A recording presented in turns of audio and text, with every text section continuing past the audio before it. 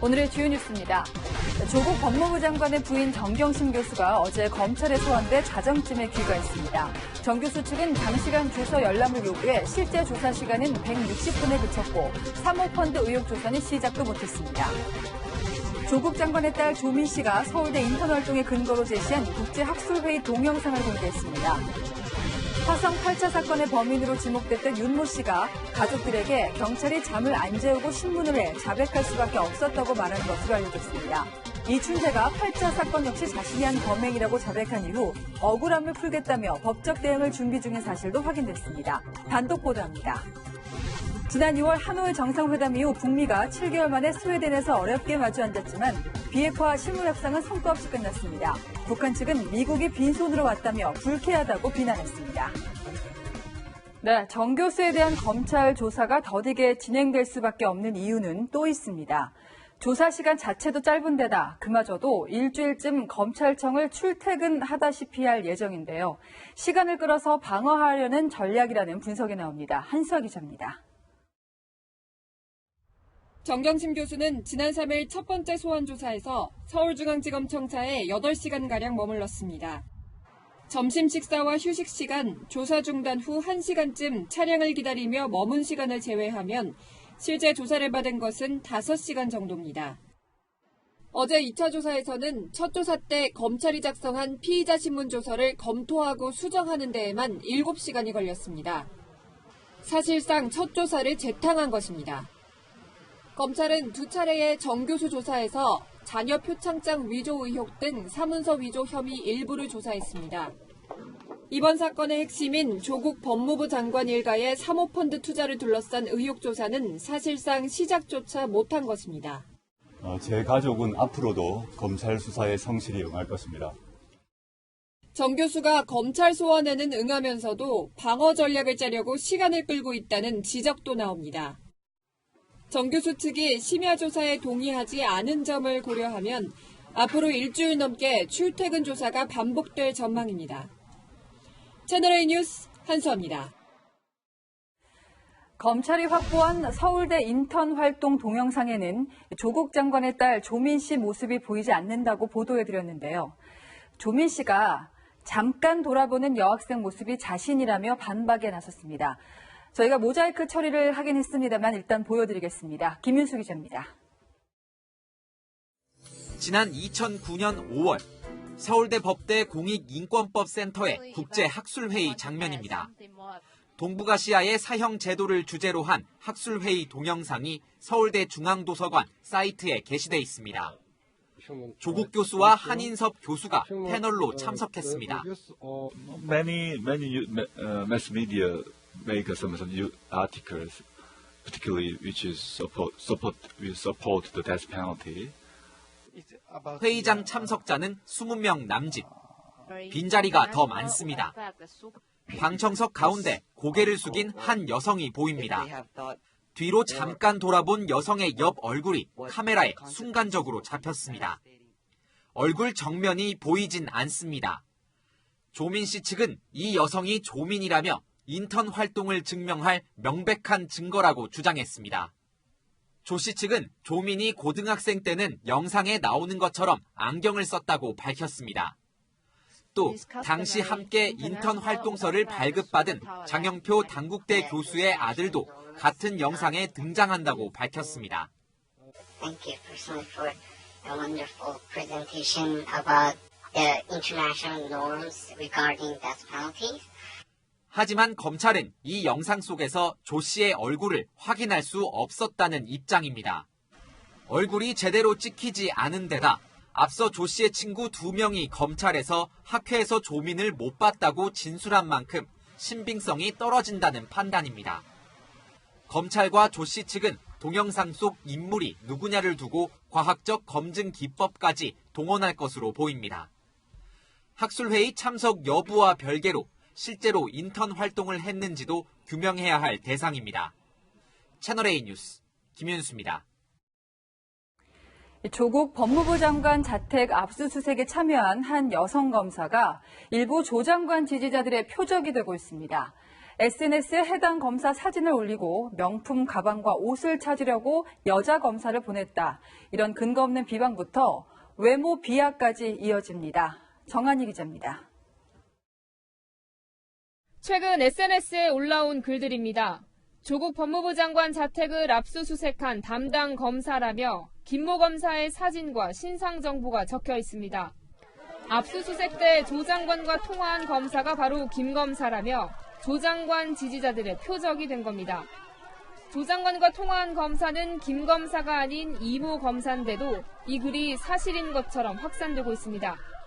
검찰이 조 장관 일가의 망신주기용 명품 가방을 찾기 위해 외사부 출신 여검사를 투입했다는 얘기부터 충격받아 쓰러진 정경심 교수 옆에서 김 검사가 짜장면을 시켜 먹었다는 내용까지 근거 없는 주장이 이어지고 있는 겁니다.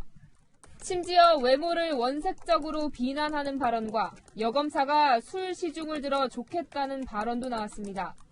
검찰 관계자는 조 장관 수사 검사에 대한 인격 모독성 사이버 테러가 도를 넘어섰다며 근거 없는 비방은 범죄라고 지적했습니다. 채널A 뉴스 정한입니다. 네, 여기서 정경심 교수 2차 소환조사 뒷얘기를 자세하게 짚어보겠습니다. 조서 열람 방식이 굉장히 이례적이었다는데 어떤 점이 달랐고 왜 이렇게 조사가 진행됐는지 사회부 법조팀의 권솔 기자 나왔습니다. 자, 어제 정경심 교수가 검찰 조사를 받으러 나와서 첫 조사 때 검찰이 작성한 피의자 신분 조서를 굉장히 오랫동안 열람을 했다면서요? 네, 검찰 수사에서 아주 흔한 장면은 아닙니다. 예. 정 교수는 어제 검찰에 오자마자 7시간에 걸쳐서 조서를 검토했습니다. 사실상 조사받는 것보다 서류 검토에 더 집중한 걸로 봐야 합니다. 그 조서를 열람한다는 게 어떤 건가요? 네, 검찰은 정경심 교수 조사 과정을 모두 영상 녹화하고요. 또 진술 내용을 그대로 받아쳤는데 네. 이걸 조서라고 합니다.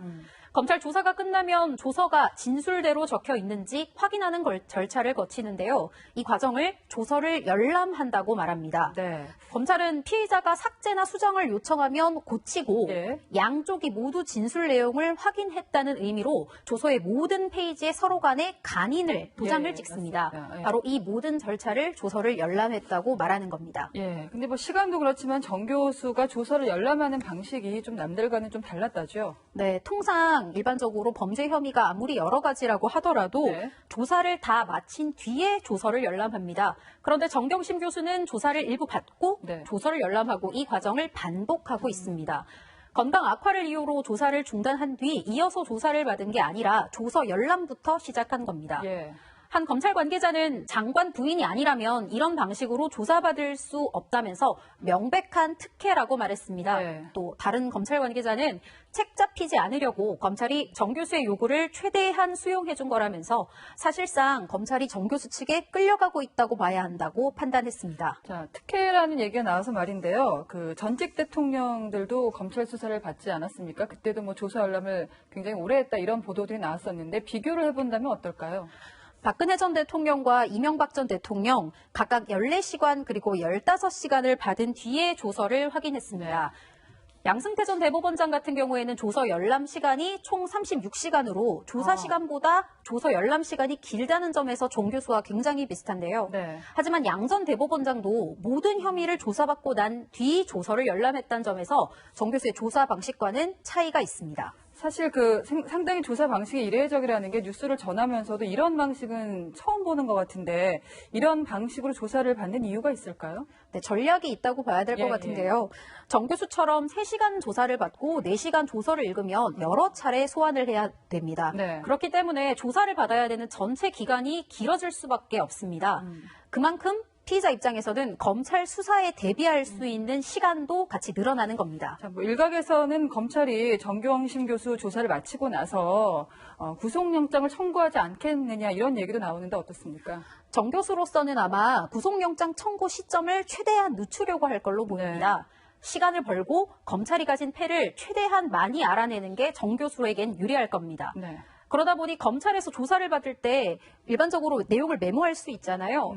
통상 피의자들은 검찰이 어떤 증거를 갖고 있는지 또 이미 조사를 받은 주변 사람들이 어떻게 진술했는지 검찰 조사 과정에서야 알게 되는데 이 때문에 정 교수가 검찰이 가진 증거와 진술을 확인하고 변호인들과 함께 대응 전략을 세운 거라고 볼 수 있습니다. 네, 지금까지 권솔 기자였습니다. 자, 다음 뉴스입니다. 서초동 검찰청 앞 촛불 집회에 대해 더불어민주당은 자발적 집회라며 당 차원 개입은 없었다고 강조했는데요.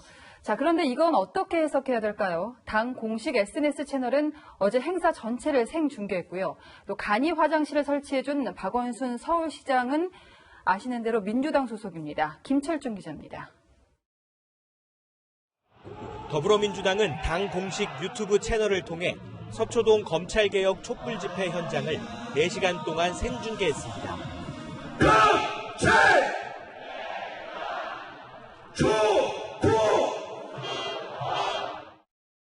집회 현장을 실시간으로 보여주며 참여를 독려한 겁니다.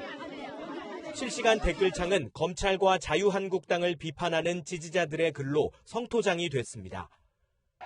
박원순 서울시장은 집회 참가자들의 편의를 위해 간이 화장실 설치와 주변 건물의 화장실 개방을 요청했습니다.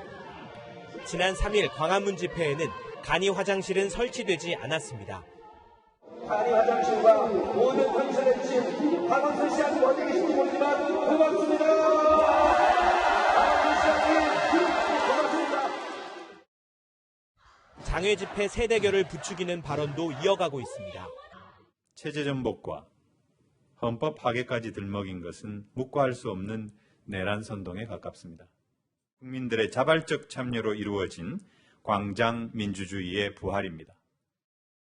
성숙한 대의민주주의 대신 갈등의 거리 정치를 여당이 부채질하고 있다는 지적입니다. 채널A 뉴스 김철중입니다. 네, 두 쪽 난 국론. 이제는 대통령이 나서 국민 갈등을 풀어야 한다는 요구가 나오고 있지만 청와대는 아직 아무 말이 없습니다. 오히려 대통령이 입장 낼 사안이 아니라며 선 긋기를 하고 있는데요. 대통령의 침묵, 그 의미는 무엇이고 언제까지 이어질까요? 내일 대통령이 주재하는 수석 보좌관 회의가 예정돼 있어서 관심이 집중됩니다. 김윤정 기자입니다. 오늘부터 저는 국민 모두의 대통령이 되겠습니다.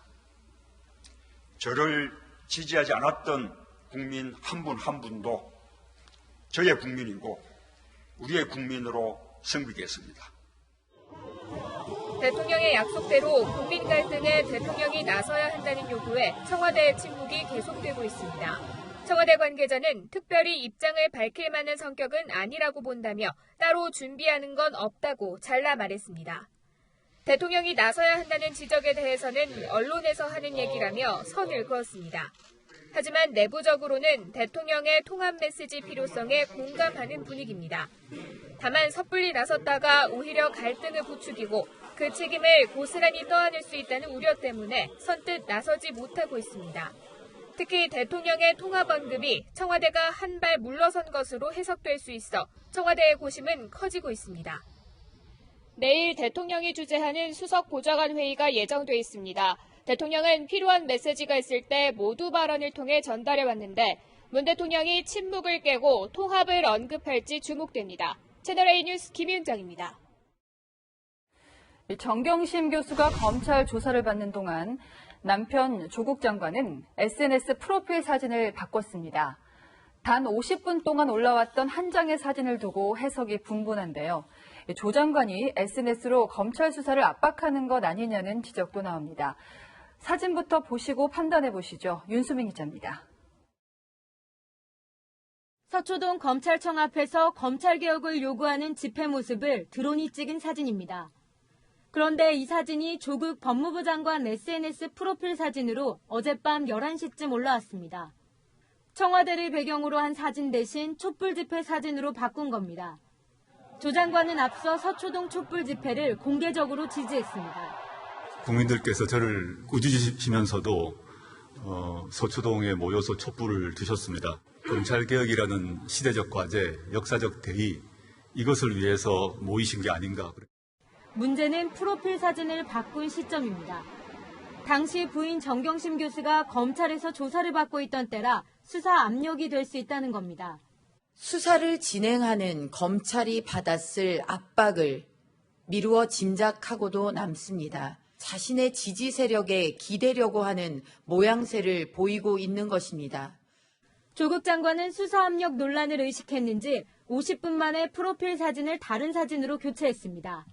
조 장관은 자택 압수수색 후인 지난달 26일에도 딸의 생일 케이크를 들고 있는 그림으로 SNS 프로필 사진을 바꿨습니다. 조 장관이 주요 국면 때마다 프로필 사진 교체로 메시지를 던지고 있다는 분석이 나옵니다. 채널A 뉴스 윤수민입니다.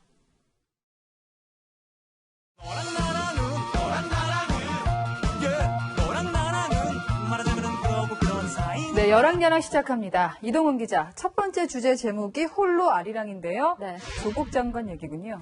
네, 조국 장관이 8년 전 한 북콘서트에서 이 노래를 불렀습니다.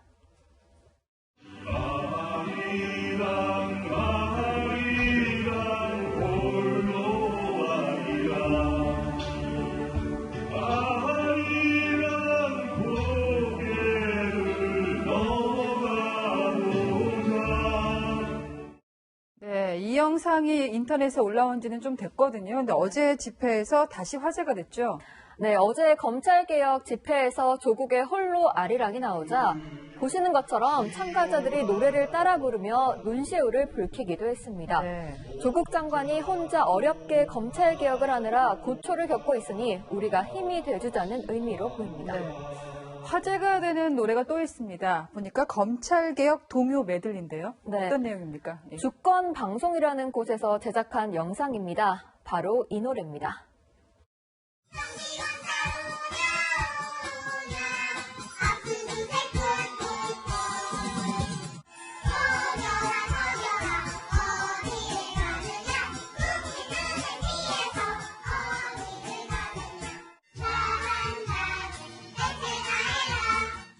네, 저희가 모자이크 처리를 했습니다만은 딱 봐도 10대 아이들이고 좀 더 어려워 보이기도 하는데 이게 네. 뭐 아이들이 직접 만든 노래인가요? 어떤가요? 네, 주권 방송 측은 검찰 개혁을 바라는 청소년들이 직접 개사를 했다고 밝혔는데요. 네. 나경원 자유한국당 원내대표는 나쁜 사람들, 천벌을 받을 사람들이라며 북한의 전체주의 독재 정권과 다를 것이 무엇이냐고 비난했습니다. 예, 좀 놀랍기는 합니다. 그 내용도 그렇고요. 자, 두 번째 주제 보겠습니다. 대통령의 속마음 어떤 내용인가요? 네, 조국 장관의 SNS 사진 하나 보시겠습니다. 네. 보시면요, 조 장관 프로필 사진 뒤에 문 대통령의 사진이 있는데요. 이걸 두고 조 장관이 문 대통령이 자신을 지켜주는 걸 표현한 거다. 이런 해석이 나왔었죠. 네. 네, 궁금한 게요. 문 대통령은 어떤 마음일까요? 네, 현재까지는 문 대통령도 같은 마음으로 보입니다. 문 대통령은 내년 4월 총선을 앞두고 조국 정국에서 밀리면 끝장이다. 강경하게 나가 야권에 밀리지 않겠다는 생각을 갖고 있는 걸로 보입니다. 네. 네, 오늘은 문 대통령과 조국 장관의 고향이죠. 부산에 김정숙 여사가 방문했는데요.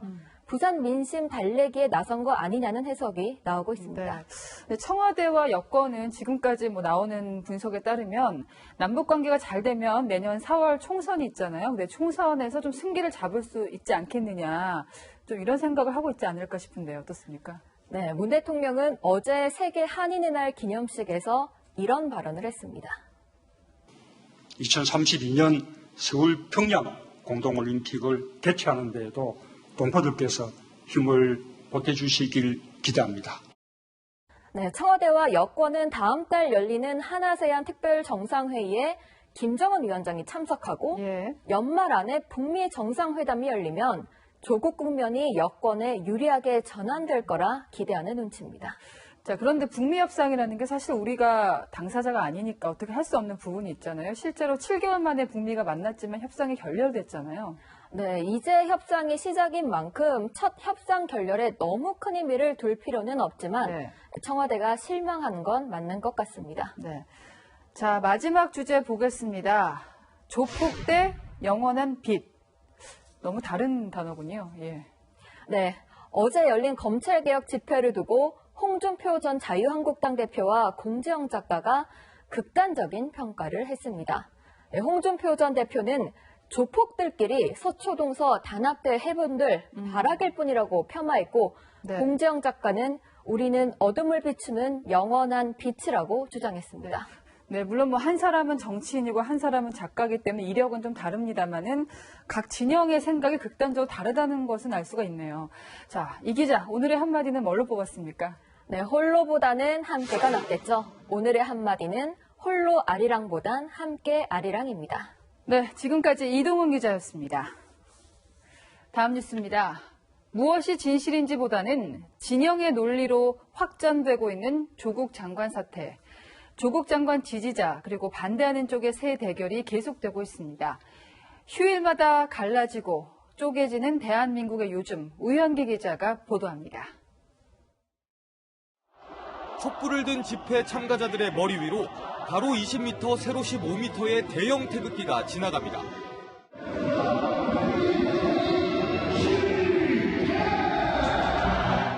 보수단체의 태극기 집회처럼 보이지만 조국 법무부 장관을 지지하며 검찰개혁을 요구하는 사법적폐청산 범국민시민연대가 주최한 집회입니다.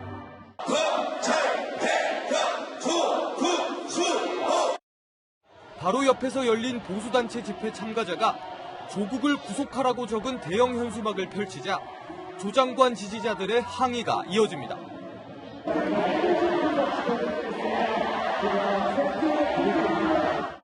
경찰 차단벽 반대편에서는 조국 법무부 장관을 규탄하는 보수단체 집회가 동시에 열렸습니다. 조국을 구속하라! 조국 구속 구호가 적힌 티셔츠를 입은 참가자도 보입니다. 조 장관 지지자들은 오후 9시 반까지, 보수단체 회원들은 오후 7시 반까지 집회를 이어갔습니다. 이들은 오는 12일 토요일에도 검찰청 앞에서 새 대결을 이어갈 전망입니다. 또 보수단체 회원 일부는 한글날인 오는 9일 서울 광화문 앞에서 조국 규탄 집회를 열기로 했습니다. 채널A 뉴스 우현기입니다.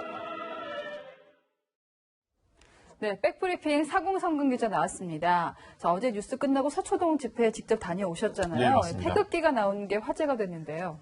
네, 현장 영상 보면서 설명드리겠습니다. 네.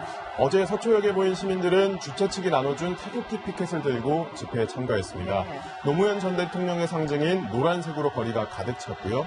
네, 국가대표 축구 시합에 자주 등장하는 가로 20m, 세로 15m 크기의 초대형 태극기까지 시민행렬 위에 등장했습니다. 네, 멀리서 보면 약간 보수 집회인가 싶기도 네. 한데 태극기를 들고 나온 이유가 있나요? 네, 태극기가 많이 등장했죠. 네, 맞습니다. 보수단체에 빼앗긴 태극기를 되찾겠다, 네. 그런 의미를 담았다고 합니다.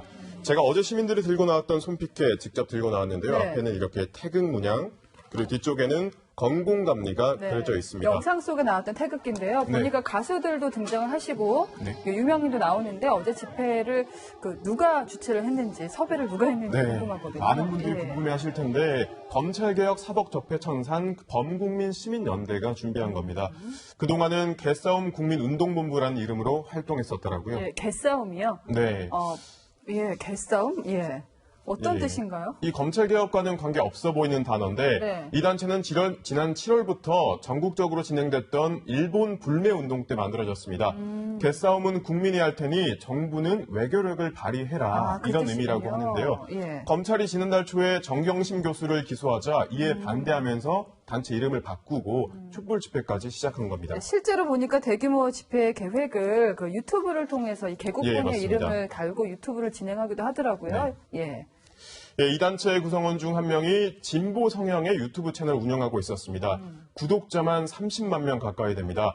집회 준비 과정을 방송에 알리고 후원도 받고 있었는데요. 네. 이 채널에는 여당의 정치인들이 직접 출연하기도 했습니다. 네, 구독자가 30만 명이라면 웬만한 방송국 못지 않은데 네. 이 단체가 8차까지 이제 촛불 집회를 주도했습니다. 근데 네. 어제는 인원 추산을 안 한 게 좀 눈에 띄었는데 어떤 이유 때문입니까? 예, 아마도 광화문과 서초동 이 숫자 대결로 번지는 양상을 피하기 위한 것으로 보이는데요. 네. 어제 한 주최 측 관계자는 무대에 올라서 오늘은 300만 명이 모였다. 네. 앞으로 1000만 명 모여서 검찰개혁 이루자라고 전했습니다. 공식적으로는 아니지만 숫자를 어느 정도는 네, 맞습니다. 의식은 하고 있네요. 근데 사공 기자가 보기에는 그 어제 집회 참석 인원이 지난주보다 더 많았습니까? 네.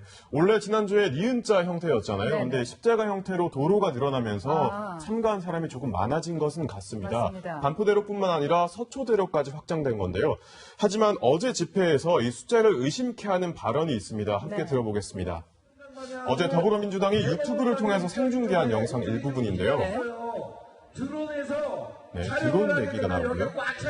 아, 드론으로 이제 서초역 일대를 촬영을 하는데 네. 꽉 차 보이기 위해서 일부가 이동을 해야 한다. 예. 지금 이렇게 얘기하고 있는 근데 겁니다. 원래 드론으로 촬영하는 것은 허가를 받아야 되는 부분이죠? 네, 그렇습니다. 허가를 네. 받더라도 뭐 안전이나 야간 촬영 같은 경우는 허용되지 않는 부분도 있는 거고요. 그러니까 숫자 추산은 안 했지만은 의식은 하고 있다. 네, 예. 결국 인원 싸움에서는 지기 싫었다. 이렇게 예. 해석할 수 있을 것 같습니다. 사공 기자가 광화문 집회도 현장 취재를 했습니다. 네. 좀 비교를 해본다면 차이가 있습니까?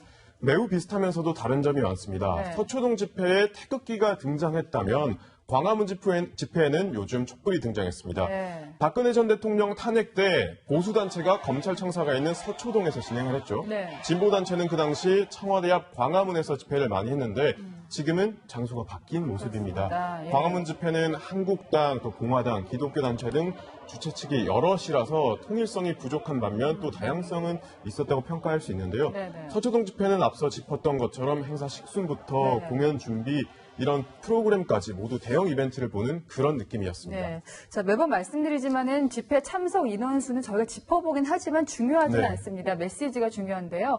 정치권은 국민들의 다양한 목소리에 귀를 기울여 주시기를 바라고요. 집회 참석자들도 좀 질서를 잘 맞습니다. 지켜서 성숙한 시민의식을 보여주면 좋겠습니다. 자, 백브리핑 사공성경 기자였습니다.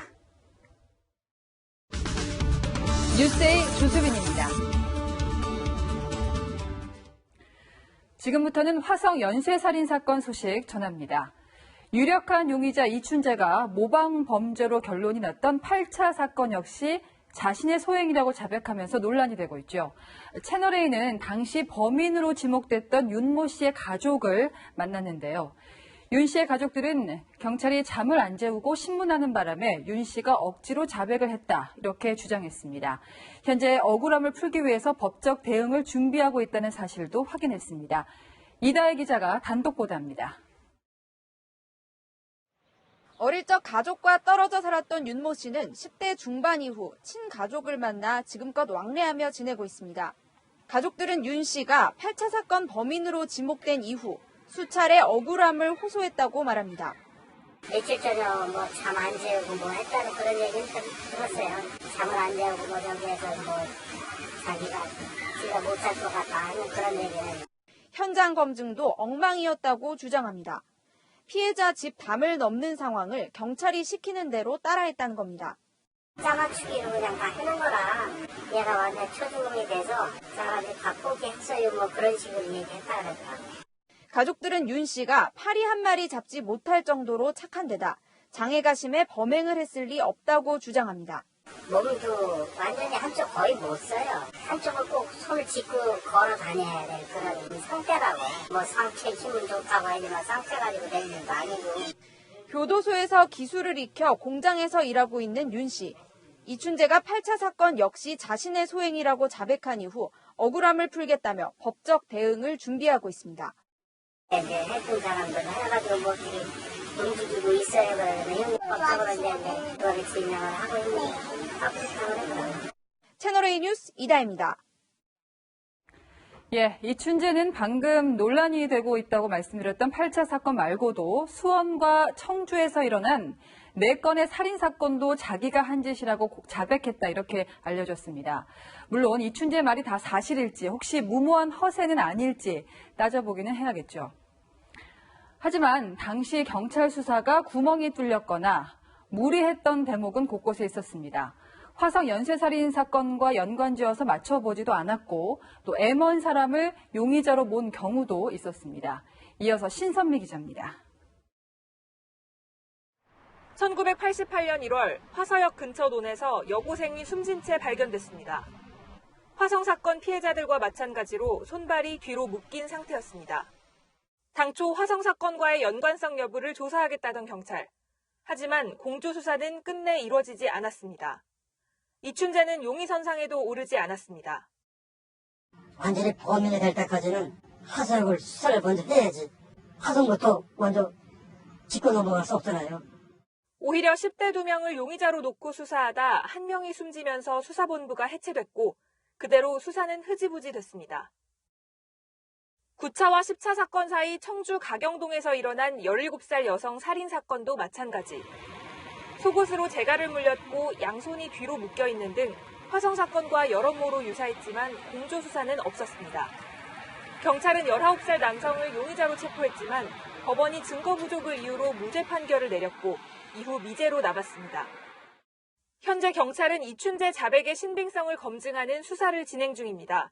하지만 당시 화성 사건과의 연관성을 파악하지 못한 경찰 수사에 아쉬움이 커지고 있습니다. 채널A 뉴스 신선미입니다. 네, 앞서 전해드린 대로 7개월 만에 만난 미국과 북한이 또다시 빈손으로 헤어졌습니다. 향후 일정도 잡지 못했습니다. 미국은 2주 후에 다시 보자고 했지만 북한은 연말을 거론했습니다. 미국과 북한의 서로 다른 셈법. 스톡홀름 현지에서 김윤정 특파원이 전해왔습니다. 한 말씀 해주십시오. 두고 봅시다. 비교적 밝은 표정으로 회담에 임했던 북한 김명길 대사. 그런데 협상 2시간 만에 갑자기 회의장을 떠났습니다. 협상장에서 왜 빨리 나오셨습니까? 다시 회담장에 돌아온 북한 측은 4시간가량 미국 측과 회담을 가졌습니다. 그리고 오후 6시 반, 자국 대사관으로 돌아와 미국을 비난하며 협상 결렬을 선언했습니다. 먼저 핵을 포기할 의사가 없음도 분명히 했습니다. 우리가 먼저 핵 억제력을 포기해야 생존권과 발전권이 보장된다는 주장은 말 앞에 수레를 놓아야 한다는 소리와 마찬가지입니다. 같은 시각 비건 대표 등 미국 측은 별도의 기자회견 없이 식사 시간을 가졌습니다. 대신 국무부가 서면을 통해 협상 지속 의지를 밝혔습니다. 북미를 중재하고 있는 스웨덴 정부는 2주 후 다시 만남을 갖자고 제안했고 미국은 수락했습니다. 그러나 북한은 명확히 답하지 않았습니다. 북한은 연말까지 미국에 시간을 주겠다고 했습니다. 본격적인 대선 레이스 전에 성과를 내고 싶어하는 트럼프 대통령을 향한 일종의 벼랑 끝 전술이란 해석이 나옵니다. 스톡홀름에서 채널A 뉴스 김윤종입니다. 홈술족이라고 하죠.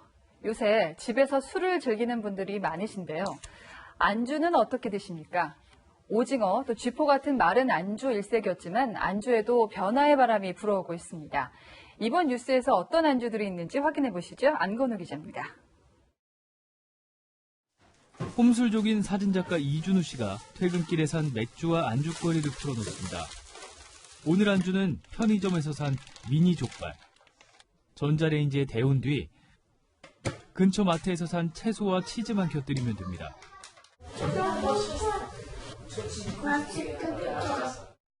남들 눈치 보지 않고 아내와 오붓하게 맥주를 즐길 수 있는 게 홈술의 최대 장점.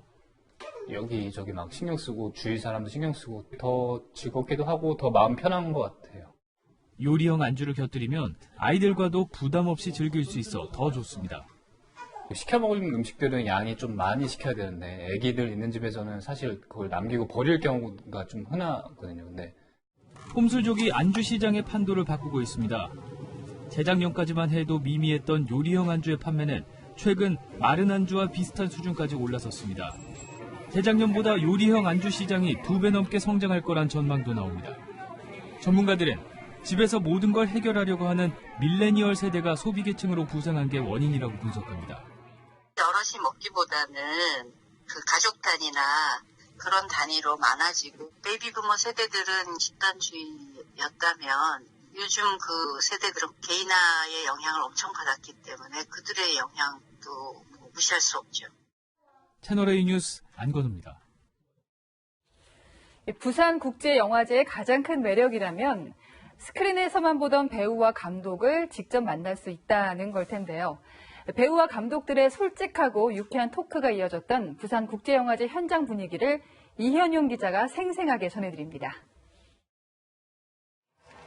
1626만 관객을 모으며 역대 흥행 2위를 기록한 극한직업팀이 부산에 모였습니다.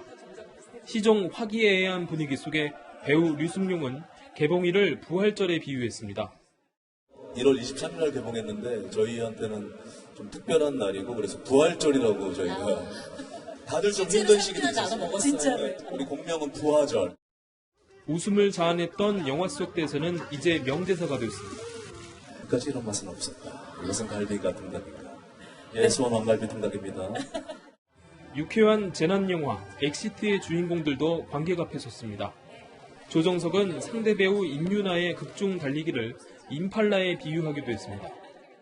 연기를 너무 잘해서 정말 놀랐을 때도 많았지만 집길 때는 정말 한 마리 임팔라 마냥 너무 잘 깨는 거예요. 올여름 최고 흥행한데 대해 두 배우는 다시 깜짝 댄스로 보답했습니다.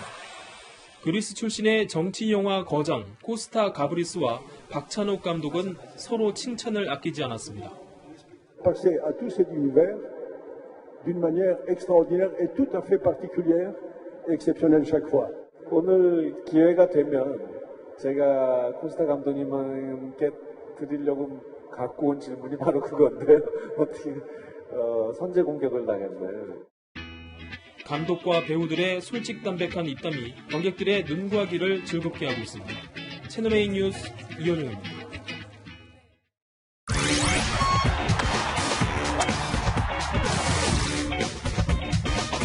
스포츠 뉴스입니다.